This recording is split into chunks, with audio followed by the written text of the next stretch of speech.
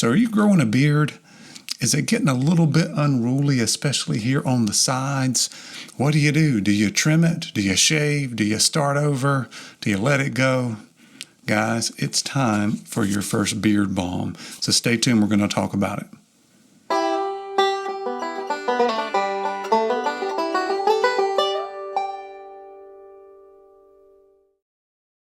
Hey guys, Brian Haywood here. Welcome back to my Beards and Banjos YouTube channel, where we try to help you grow your best beard possible. Thank you for joining me. This is kind of in my beginner series, even though if you're at this point, you've been growing your beard for a couple of months. So you can go back and take a look at some of the other things I did on videos as we went through No Shave November. We talked about your first beard oil. We talked about lining up your cheek lines and your neckline and possibly your first maintenance trim. Didn't really get into the beard balm very much, but today we're going to talk about beard balm.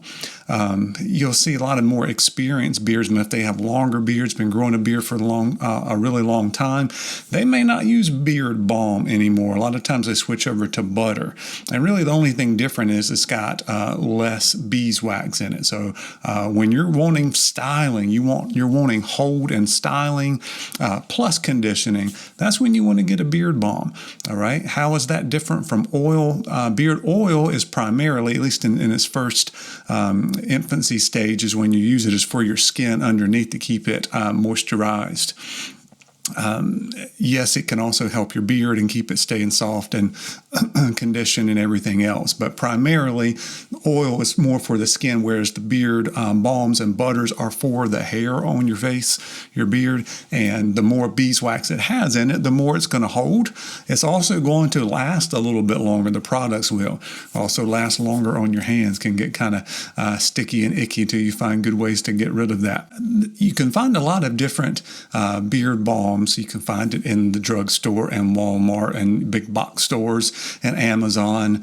And there are some good choices out there. There's also a lot of bad choices with the ingredients and how it feels in your beard. So I hesitated to put a whole bunch of Amazon links. I'm an Amazon affiliate, but I haven't tried a lot of the things available on there as far as beard balm. So I'm not going to do that. I also have some affiliates from small batch beard companies, which overall their products are, in my opinion, are a lot better because of the natural ingredients. They don't have to put extra preservatives and stuff. Some of the big names do, because it's going to sit on shelves for up to a year.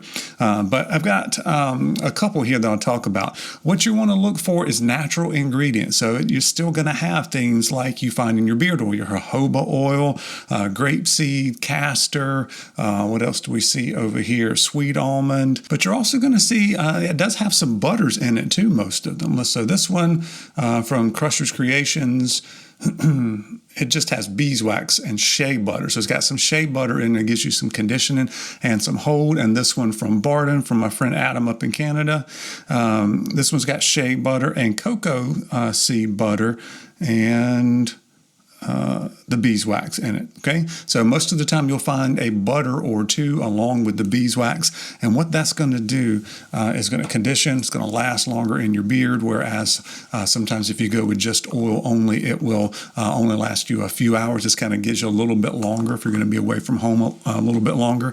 It is harder to work with now.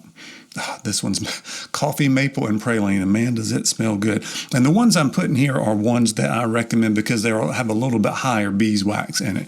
You want that for your first beard balm, because you're really wanting it to hold down these flyaways here and keep things a little bit more in check this way. It's really just for you because you see it in the mirror. You want those, the little random hairs not to stick out. And they're still going to stick out if they're really short. It takes some length and some weight to it, but this, can help you with it. So you basically have to scrape it out with the back of your thumbnail. So you basically get about less than a pea size, so somewhere between a grain of rice and a little pea size, and then you just put it on your fingers and you melt it down. Some of them are a little bit grittier than others. You kind of have to really do the Mr. Miyagi thing. I know I'm dating myself, but we're going Mr. Miyagi it here from the Karate Kid. And then you're going to put it right on the top. You don't want to work this all the way down to your skin because it's wax. It might clog your pores up, and that's not the idea here. Most of the time it won't really hurt anything, but you really just want it on the outside. This is for the outside of your beard, not to work all the way through it, okay? So you'll get a little bit of styling, a little bit of hold, a little bit of conditioning that's going to help you last throughout the day, maybe keep you a little bit more pleased with the way you're looking in the mirror, right? Because your appearance is changing if you're growing a beard, right? You might think your face looks fat here because you get depth and width this way before you get the length. So it all comes together. You have to kind of keep it growing. Try not to obsess over it. I always say to stay arm's length away from the mirror. You start getting in there any closer than that, you can really start to see those the flyaways, and the only person that's going to bother is you, not anybody else. You can also use a strong hold beard balm to kind of help you with your mustache if it's getting a little bit unruly. But we'll do more videos in the future where we'll talk about mustache wax. I think maybe the next one we're going to do is talk about using heat for the first time and your different options. All right. So stay with me. If you haven't subscribed, I appreciate you doing that. And hopefully we can help you keep your beard looking as good as we can. And as always, I appreciate you guys watching, and we'll see you soon.